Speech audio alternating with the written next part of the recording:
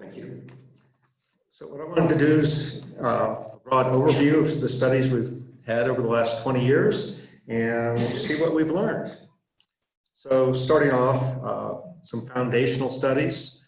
We've had Platini and Altbach in 1998 did a great paper on the reproductive strategies of multiple Rio Grande Basin cyprinids, and followed that with the design of the MEC sampler, and really set the stage for future studies.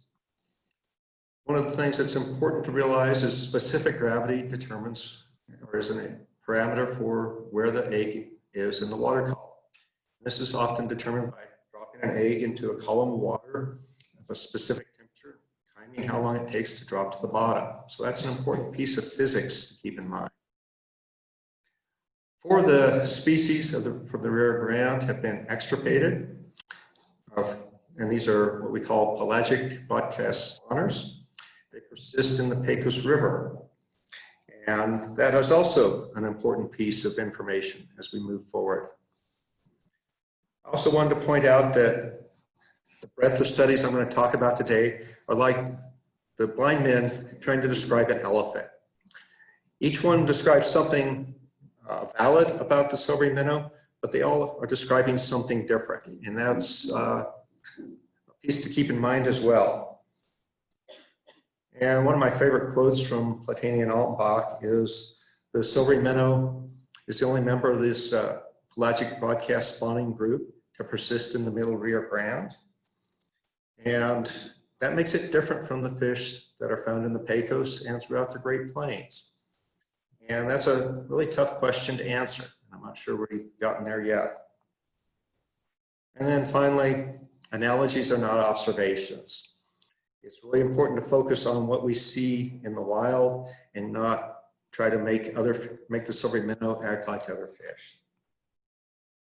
Okay, so one of the earliest studies, egg monitoring and salvage, really began in earnest about 2001. They were highly successful. 2002, 2003, they got lots and lots of eggs, but we didn't see many individuals recruit into the population. So the October index kept declining. Egg monitoring is very effective at low, shallow flows. In 2003, 2004, we had spawning spikes that were tried to produce lots of minnows, and they didn't work very well. We didn't see the October index go up, but 10 years later, we transformed that into the jiggle for egg salvage, which was successful. The other piece to keep in mind is that these eggs drift, whether we're detecting them or not, and they probably contribute to egg population dispersal and repopulate the downstream reaches, particularly after river drying. Okay, another important paper. And at the 2001 Desert Fishes Council meeting, Schmidt et al. From Utah State gave a paper on geomorphology of the Rio Grande.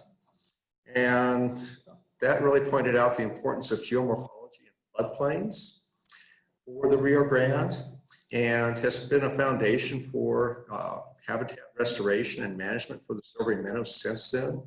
We incorporated those ideas into the first restoration site that the program developed, which was the Los Lunas site, and has really been informative for a lot of the work. We've seen some talks about hydrology and its importance. We're going to see more about floodplain habitat. So really want to incorporate those ideas, and it really formed the basis for the idea of nursery habitat. And led to one of the initial studies at Reclamation, which was, okay, how do we answer that question? Why are the minnows still here when those other species have disappeared and been extirpated? So one idea was, well, maybe these eggs are washing up onto the floodplain and hatching during inundation and producing minnows that way. So let's see. So here we have a diagram of some egg retention studies on the Los Lunas site. And we developed a concept called the drift zone. So here's the water, here the water's moving pretty fast, so eggs don't have a chance to settle. As we move away from into the lower velocity and shallower water, we're seeing particles that are, in this case, gel and beads, settling out of the current onto the floodplain. And initially, we thought we had some really great data here. We were seeing respectable numbers of beads settling out on the floodplain. Okay, maybe this was part of how the minnow survived. In 2005, we did a much larger study, putting barrels of beads out into the river and going down the main channel. And we went from retention rate of maybe 1% to several decimal points to the right. So that idea was nice, really didn't pan out. Egg retention doesn't seem to work. The next important study was Dudley and Platania with the transport model. They really documented well river fragmentation, looking at the relationship of fragmentation and extirpation of several species with drifting eggs, particularly those 4 species that were extirpated from the Rio Grande. They looked at barriers to fish movement, particularly upstream movement, but also keep in mind, as eggs drift down the river, these pools that are formed behind dams are also barriers to downstream drift. You hit a pool, eggs don't just float across the pool, they sink to the bottom. So that's an important one. And what's different about the Rio Grande is we have a couple diversions where the gates move up. So those are not permanent barriers to egg dispersal. They are occasional barriers. In lower water years, the gates are usually down. There's no flow going under the dam, just coming over the top. Eggs are going to get trapped there. At higher flows, which we see minnow numbers go up, the gates are also up. So not only eggs are going through, but brush, trees, all sorts of stuff. Okay, moving on, nursery habitat.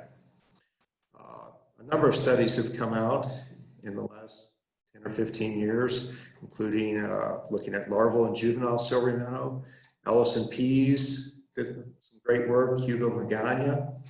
So the idea is, okay, however silvery minnows might get onto the floodplain, they form habitats that are important for providing food, providing shelter, getting those larvae growing so that they actually produce juveniles. And this is some work down at Calabasas Arroyo, just upstream from here, looking at shallow flooded areas, trying to define what makes nursery habitat for silvery minnows. And that's an idea that's carried forward in some of the studies we're going to hear about later today and tomorrow. Another important study was executed by SWCA looking at in-channel retention. So this one focused on the distribution of eggs as a part of water velocity as they move down the Rio Grande through complex habitats. So instead of a trapezoidal channel, such as we see upstream of Corrales, as you move through the Albuquerque Reach and down through Isleta and Santa Casia, you have a complex of habitat features. You have runs, you have riffles, you have pools, and it's primarily going to be the pools and maybe the backwaters that are a little better at capturing some of those eggs that are drifting down the river and slowing that progression of dispersal downstream. And how those, what Whitmore and et al. Decided was anywhere from 20 to 70% of eggs drifting down the river may be retained within a reach. Okay, so that's an interesting approach. Okay, another outgrowth of the egg retention study was maybe these fish are spawning on the floodplain. In 2005, we caught a couple silvery minnows on the floodplain. And we've documented spawning outside what we call the drift zone. in vegetative floodplain. Here we are at the Rio Grande Nature Center, 2015, found some eggs at the bottom of the channel, and they were being retained even though there's about 6 inches of water flowing over the top of them. And my explanation for this is Manning's Inn works. The roughness of the leaf litter and the vegetation has really contributed to holding those eggs there. They didn't drift into the site because there's a pool that would trap eggs immediately above this. And we show, here we have some egg salvage taking place. It took a lot of sloshing back and forth to get those eggs to move even 10 or 20 meters down to the seine. Okay, one of the more recent studies looks at larval transport. Some of the work that Rich and Stephen Zipper, I think, are going to touch on is the idea that these eggs, a lot of these eggs may be hatching in the river. They're hatching before inundation comes up.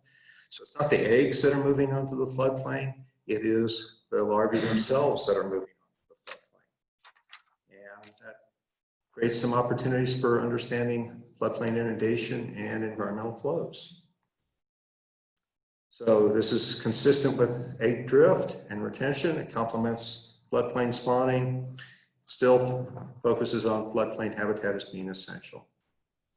So we've got a wide variety of studies. Let's take a look at how these pan out. So egg monitoring, we see a negative correlation with October CPUE. But egg drift, that whole idea has really contributed to egg salvage, bringing eggs into the hatcheries and the jiggle flow for producing more eggs. Okay, floodplain connectivity, very important. We're going to hear more about that. Nursery habitat associated with better October CPUEs, good data for that. Habitat fragmentation, important, particularly comparing for extirpated species.